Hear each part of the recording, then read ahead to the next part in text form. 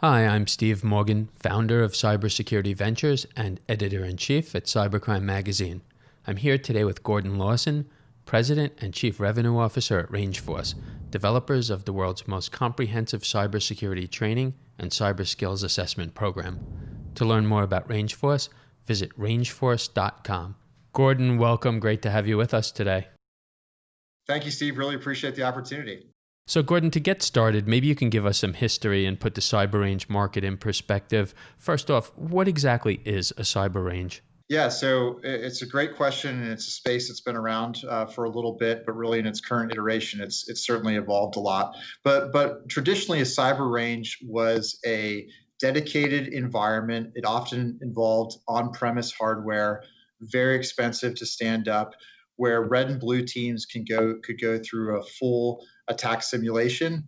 They could use realistic tools, and they could get to experience real threat vectors and defend against those threat vectors in a very realistic environment.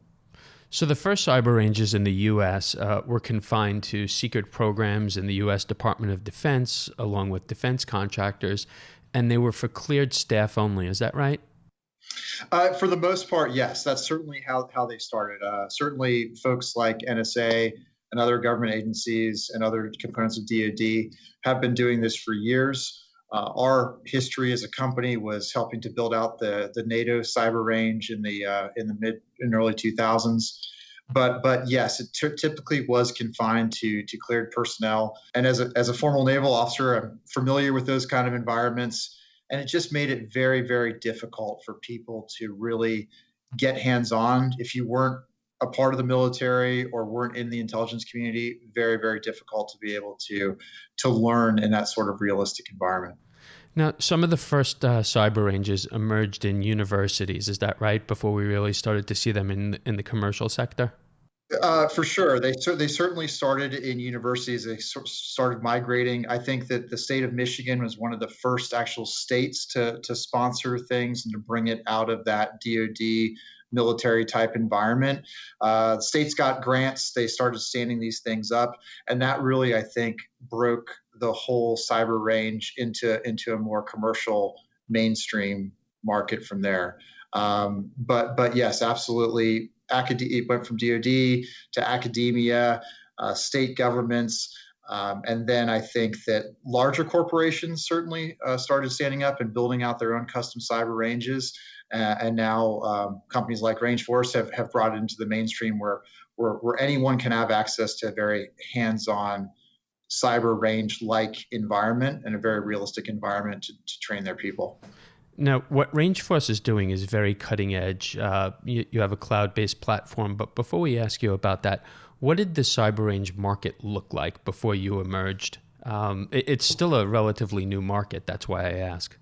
It is a new market, and I think that sometimes it's useful to talk about analogies and how we kind of parallel other markets. So I spent time in the security awareness market. You know, of companies like Cofense, KnowBe4, Wombat, some of these companies that started really engaging employees by sending out simulated phishing emails, and it was really the first sort of cyber-focused market segment where you would do something to build muscle memory in an employee.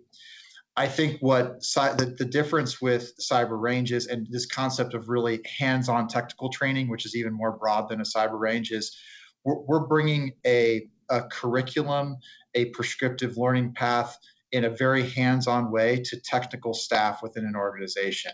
And just in the same way that you need to train your employees to identify a phishing email, it's the same thing with incident responders, with enterprise defenders. You need to give them exercises and in a realistic approach to be able to learn not only individually but also in a team-based environment. And that's really how the cyber range market is evolving here. It's not just on-premise team-based exercises. It's really a much broader platform that we're bringing to take people to the next level in their security career.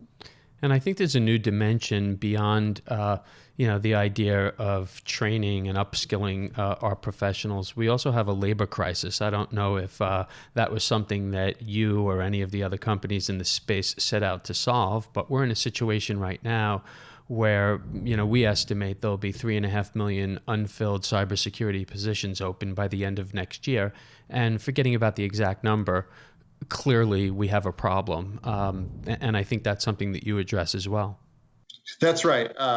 And I think that the challenge with that is that I think that a lot of times traditional university education fails to prepare people for a career in cyber because they don't get those hands-on skills. Or we have a lot of people that may have an aptitude to get into cybersecurity that also have no idea of where to start, and they maybe don't have access to a traditional college education.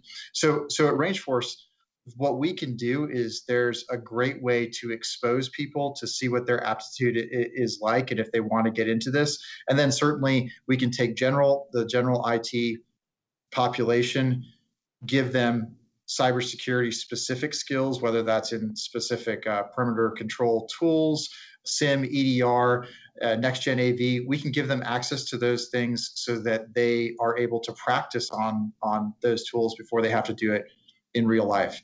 If you don't mind, Steve, I'd just love to share a quick story that I heard from one of our customers just the other day. Sure.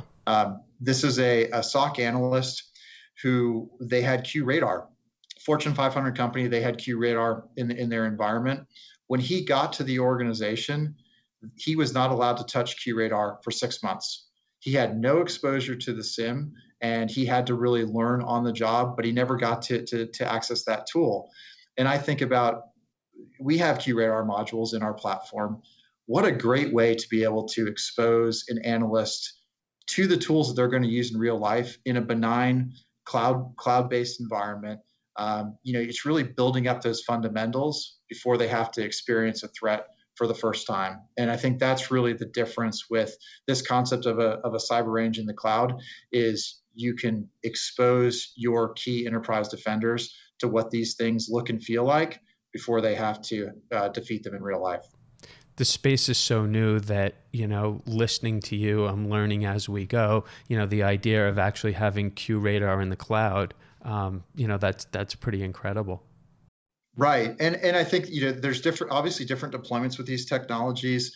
But we've built out about 15 vendor integrations, and we take our cues from things like the SOAR market, where it's just so important to be able to expose a broad swath of your organization to the key integrations and tools that they're going to have to work with.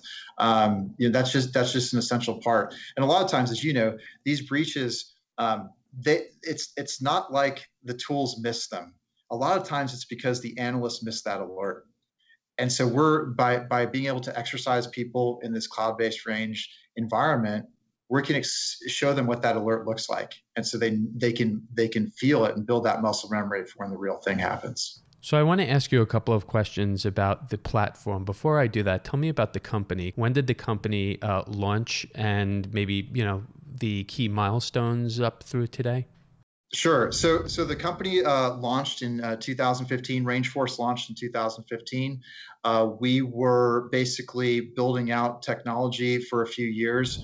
Our go-to-market really started in early 2019, and we've gone from 4 to 300 customers in about 18 months. Wow. And so it's been a very, very exciting journey, to say the least, as we've brought this technology to the market. And the legacy really was, as I mentioned, building out that NATO cyber range. But we have a couple of core components now.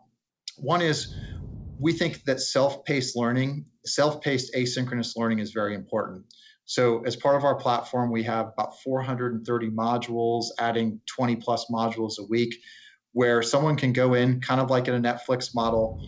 They get a prescriptive learning path. They can do an assessment, see where they are, but they have that self-paced learning available to them. It's very realistic. At every module, a VM will spin up. It's very hands-on, and that's one component.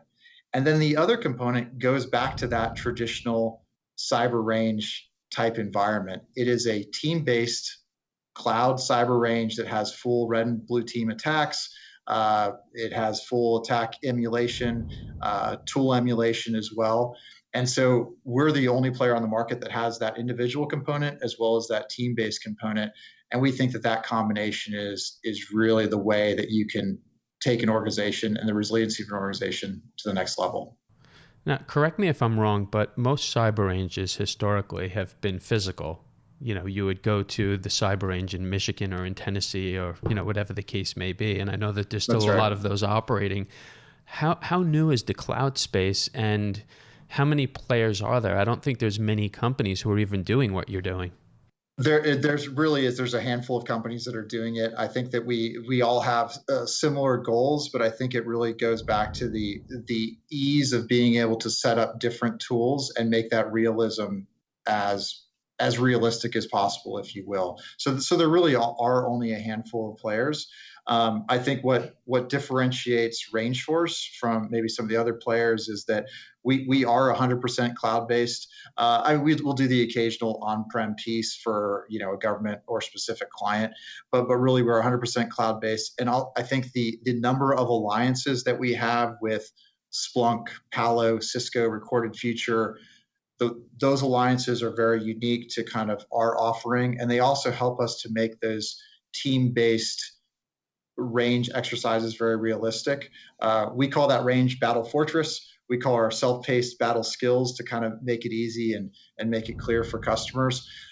But we think that it's a really good approach to be able to bring the realism of those tools through our alliances to the market. So it sounds like working with, QRadar and some of the other companies that you mentioned. Well, that's IBM, but down the line, are you going to be developing for other vendors as you get requests from CISOs and security teams who are working with you, and maybe there's a new tool they're working with, or maybe there's just a vendor that's growing and they're on the radar screen? Is the library going to continue to expand? Absolutely. We're just in process with SentinelOne right now. Okay. So we want to build out, our goal is to build out as many of those plugins, if you will, with those key vendors, even startup vendors. If one of our customers asks for that, we want to give them the most realistic possible environment, not only to train their individuals on, but also to train their teams on. And so yes, that's a key part of our roadmap. Right. And how much involvement is there on the partner side for you to develop and actually get that into the library? It's interesting. Usually, it's really just about them providing an NFR or an OVA to get us going, and then we develop it. We of course love to partner and go to market with these with the different alliances and partnerships that we've built. But we consider it it's what I would say, it's not a heavy lift on their side, right, in order to build that out. And frankly, it exposes their technology to the Global 2000. And so that's always a positive thing as well. So I'd really like you to address directly the Fortune 500 CISOs, the Global 2000 CISOs, who are watching us. That's a key audience for us. We talk to a lot of people. I think just about every security practitioner understands what a cyber range is, maybe not as intimately as you do, but they get it. We talk to a lot of CISOs, and they don't really completely understand. I don't think the cyber range market is on every CISO's radar yet. Hopefully it will be, because it's so important. But what's the value proposition if you had to explain it to them? So I think there's a couple things there, and I'll use another analogy to start. I'll use a sports analogy. And I was actually talking to a SOC director of a major financial institution yesterday, and he said, I have this budget, but training is always getting cut. And I'm thinking to myself, if you're the coach of an NFL team or an NBA team, what is the percentage of time that you spend practicing versus game time? I think it's probably around 90% practice, 10% real life. Now, of course, a CISO or cyber leader doesn't have the luxury to practice all the time, but I just think that we're doing our community a disservice by not giving enterprise defenders a real chance to practice realistically with how these evolving threats look and feel, so that they can have that that response built up before the real thing happens. We all know the threat actors aren't going away, whether that's criminal or nation state. The vectors continue to evolve, and if we can emulate that and make it easy and cost effective for a CISO to give that to their team, that's really where we're coming from. We can dig down into that ROI a little bit more and say, there's classes that you can send your folks to that are about $10,000 per week that in a COVID era is very difficult to get to, where they can get certifications. But is that really better than? Then there's always going to be a place for that, no doubt. But is that really better than being able to give someone access to 500 modules anytime they want and being able to drill into a full red blue team exercise 4 times a year at a fraction of the cost? That's how we're thinking about this. Is people are learning much differently than they used to. The classroom days, I think, are waning, and people want to learn at their own speed in a very hands-on, realistic way. That's what RangeForce can bring. So give us an idea of a real-world company without naming names. So maybe you can think of, a mature company who has implemented RangeForce. How much time do they spend, and exactly what do they do? Right. No, it's exactly. So there's a couple ways, and I'll just say, we work with about a tenth of the Fortune 500 now. Okay. Right. So we're working with those large companies. The key thing that they want to do is they want to give their folks in the SOC, usually that's where it starts, but it can also be DevOps and application security, because we have content around that as well. Let's just take a SOC team at a major Fortune 500 retailer. They're going to give some assignments to their people in terms of numbers of modules that they want them to complete. That can vary. For this particular company, it's about 10 modules per month. Okay. So this is not a major time investment, because they still have a day job. They still have to find those real threats and defeat them, obviously, and keep the network safe. But they're going to give them basically a bite-sized chunk of content to consume, and then what we'll do, probably 4 times a year, is we'll take them into that cloud-based range. After they've completed that self-paced training, we'll take them into our battle fortress, and the red and blue teams can come together and really work through some real attack scenarios. And I think the great way to think about that is the capstone that from the individual learning. Right. And then the cool thing is, when they're done with that team-based range experience, they have the individual learning to go debrief and go drill up and get better on what they missed in the team-based scenario. So it really is an iterative process, and that's just one example of how a customer can use this and really make it very effective. Oh, and by the way, all of this is reported. So now that CISO has operational metrics on how your people are doing, where the gaps are, and how we can make them improve. And I think that operational rigor is very, very important. So shifting from the CISOs, who are, the coaches, and, focusing on the players, the practitioners, you've been there yourself. How do they feel about, the cyber range and about RangeForce in particular? Is it a chore? Do they look forward to it? How do they feel afterwards? And, are they possibly even going to, generate new customers for you when they go somewhere else and, don't have a cyber range? Oh my gosh, we launched our community edition about 3 months ago, and this is really anyone, of course, not anyone nefarious, but anyone in the community who wants to experience RangeForce can get 20 modules for free. We launched that about 3 months ago. We're approaching 5,000 people in our community. So you think about the practitioners love it. They thirst for this content. They thirst to practice their skills.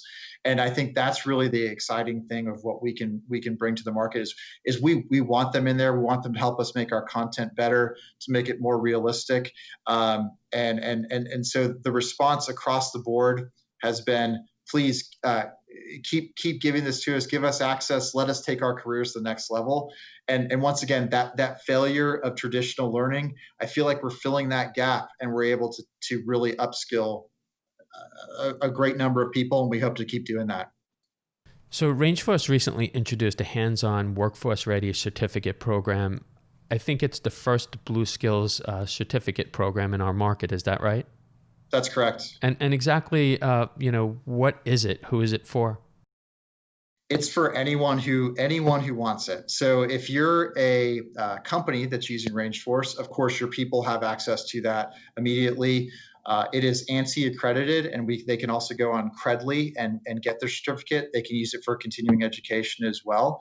But literally anyone who wants to get, they can either get access to an individual learning path within RangeForce that's a small incremental cost. We're talking $250. They get access to a learning path. We will give them that accreditation at the end of completing that learning path. Or they could buy a full license and get access to 4 certifications. So we're serving the market on an individual level as well as on an enterprise level. And even we see a lot of small businesses too that want to come in and provide this for their folks. But you're correct, the first Blue Team certification, and we're super excited to be able to provide that to the community.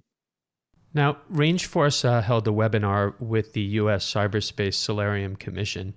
Were you personally on that webinar, or was that something? I was. Well, it was with Chris Inglis, who was the former deputy director of the NSA. He's on our advisory board as well, and obviously a stalwart, not only in cyber but in the national security community. And I think that's actually a great thing, Steve. Is we have folks like Chris, we have Admiral Jan Tighe on our advisory board. These are folks that came from communities where they literally had, if not unlimited, certainly a very robust training budget. And I think what they've said again and again is that even with that kind of budget, the way that the federal government has trained their cyber workforce is still not sufficient for the threats that we face as a nation.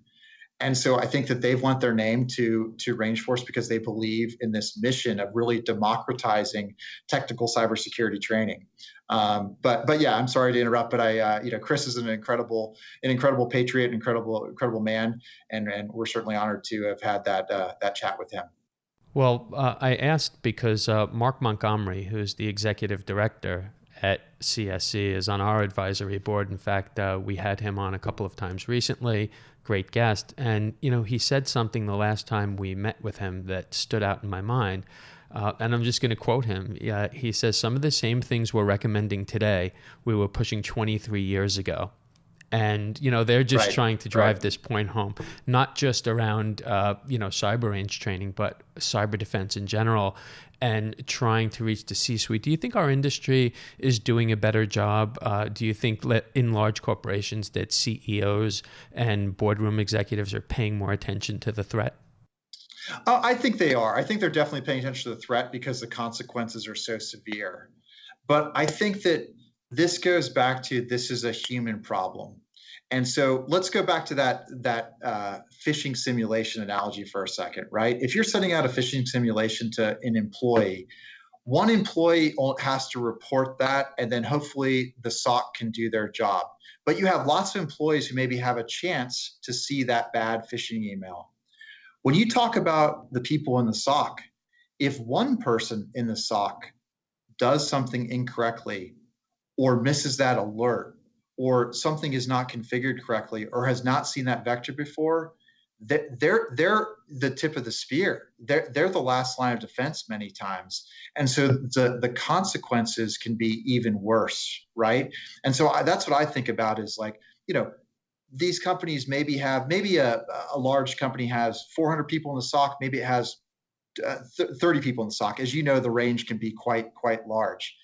Every single person that's on that front line needs to be prepared, just like a professional sports team. They need to practice and be prepared with every resource, in my mind, that's available to take them to that level of readiness. And so, yes, I think CEOs recognize the financial fallout. They recognize the risks. They obviously make investment in the tools. But when I talk to them, what I say is, please continue to invest in your people. It is a combination of people, process, and tools that will make the organization resilient and be able to defeat that attack. You can't just have one or two of them. Right. You've got to have all three. Well, you spoke earlier about, training and the lack of funding sometimes. there should almost be an asterisk next to what you're doing, or maybe even, pull that out of training, because it's so important. It's so different. It's not the same thing as Right. getting, a CEH or CISSP or another credential. And those are very important too. But this is That's right. altogether different. This is preparing people for battle and what may really happen, what may happen tomorrow Right. or next week.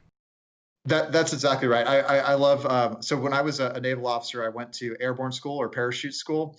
And before you ever jump out of a plane, you actually practice falling 1,500 times just from the ground. And Wow. then it gets a little bit higher, 1,500 times before you actually jump out of that plane.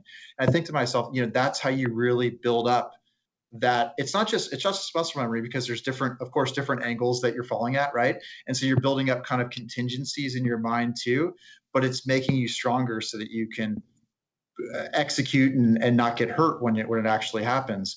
We need to give people, these enterprise defenders, we need to give them those repetitions. And you're exactly right. That's the only way to do it. Certifications are great. Classroom stuff has its place. Every day we need to sharpen the saw. And I think that's the difference with what RangeForce is doing, is it's really instilling that into the community. So you have a really neat program that starts tomorrow, December 11th, in partnership with Cisco Investments. Tell us a little bit about that, the 4-week Blue Team Hackathon series. Yeah, so we're doing a little holiday challenge with Cisco, who is one of our partners and strategic investors. There's 3 challenges in there. There's an obfuscation challenge, there's a phishing challenge, and I believe a web challenge. But there's some really cool ways where the participants are going to see real attack vectors. It's going to be a little bit more intense and more difficult than our traditional modules. Everyone that completes, I think we have some prizes there. The first folks everyone that completes it will get a t-shirt, and then the first people that will complete it, and we'll show them on the leaderboard, are going to get some Amazon gift cards too. So we think this is a really fun way to bring RangeForce out to the world. So I know the company raised money, I believe it was earlier this year. I wasn't aware that Cisco was one of the investors. That's right. Yes, Cisco is one of the investors, as well as Energy Impact Partners, and that's a firm. I don't know if you're familiar with them, but they work with a lot of the world's biggest utilities as their LPs. Great. So before you go, we have to ask about the COVID-19 pandemic. It's hard to have a discussion, these days without touching on it. How does that change what you do, if at all, delivering the training? I know you have a cloud-based platform, but you're probably dealing with clients who have a lot of remote employees now. Everything that we do at RangeForce can be delivered remotely. And it was purposely designed. Even battle skills, the self-paced, and Battle Fortress, the range exercises, everything can be delivered remotely, and we've purposely designed it to do that. So certainly COVID has affected the finances of a lot of our clients, and I think we've all felt that. But I think on the flip side, we've seen threat actors really take advantage of this time, whether it's all of the recent hacks we've seen in the news, phishing emails up by 75%. All of these things I think that the bad guys have seen this as an opportunity to come in and really test the defenses of these organizations. So from our perspective, we think that this is even more of a time for people to practice, especially when they're working from home. What we've seen this is another major client of ours. We've seen that it brings the engagement together so that the enterprise defenders have a place to practice together and a common goal of upskilling within the organization, and they have that platform within RangeForce to do it. So it's obviously been unfortunate for all of us. We're looking forward to getting this vaccine and getting back on the road and seeing our clients and having that engagement. But I think that it has forced the issue that the world doesn't stop, the bad guys don't stop, and you got to keep making your people stronger, even in a global pandemic. So last question, RangeForce is hot. A lot of us are following you in the market right now. What's ahead for you, 2021, the next 2-3 years? What's the roadmap? What are clients looking forward to? Right. Well, you're going to continue to see incredible content come out of us on that self-paced platform. You're going to continue to see us build out some amazing alliances with with the other vendors in the market. It's going to make that Battle Fortress range even more powerful, more realistic, and we want to make sure that no matter what organization we go into, we can really emulate that environment as closely as possible. And then I think the third thing that's really interesting is there's a lot of data out there, and we want to make sure at the end of the day, we're not in the training business. We're in the resiliency business. If we're training people with content that's not timely and we're not making them stronger, then we're not doing our job. And so we want to use that operational data. We want to provide that to CISOs and even to CIOs and say, hey, this is what makes your organization strong. This is where there's some gaps. This is how your folks use those tools well. This is how they don't use them very well. And really, I think that's going to help us provide better ROI. At the end of the day, it makes the organization more ready. It gives more timely intelligence and telemetry on how people are using investments. And that's really our vision for this community and for this company, is to really take that and broaden that. And then I think, really maybe the most important piece of all that is how do we get more great people, a more diverse group of people into cybersecurity. As you know, Steve, when you get into this community, it literally is zero unemployment. Right. And there's so many people out there that don't even know what it takes. We give free licenses to organizations like NPower in Europe that focus on underprivileged youth and people that don't have access to traditional college educations. We see such amazing stories of Fortune 100 organizations hiring those people to go work in their SOC.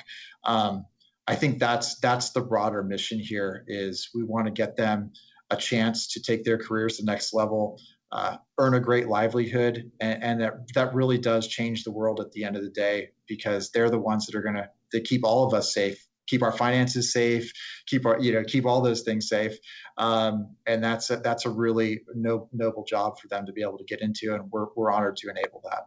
Well, you've set the stage for our next interview. We can't take up too much time now, but we're very involved here with diversity initiatives, with women in cybersecurity, minorities, youth. So I'd love to have you back for another discussion. Absolutely. Well, appreciate the opportunity. It's a pleasure to chat, and we'll look forward to the next time. I'm Steve Morgan, founder of Cybersecurity Ventures and editor-in-chief at Cybercrime Magazine. Joining us today was Gordon Lawson, President and Chief Revenue Officer at RangeForce, developer of the world's most comprehensive cybersecurity training and cyber skills assessment program. To learn more about our sponsor, RangeForce, visit rangeforce.com. You can keep up with all of our media at cybercrimemagazine.com.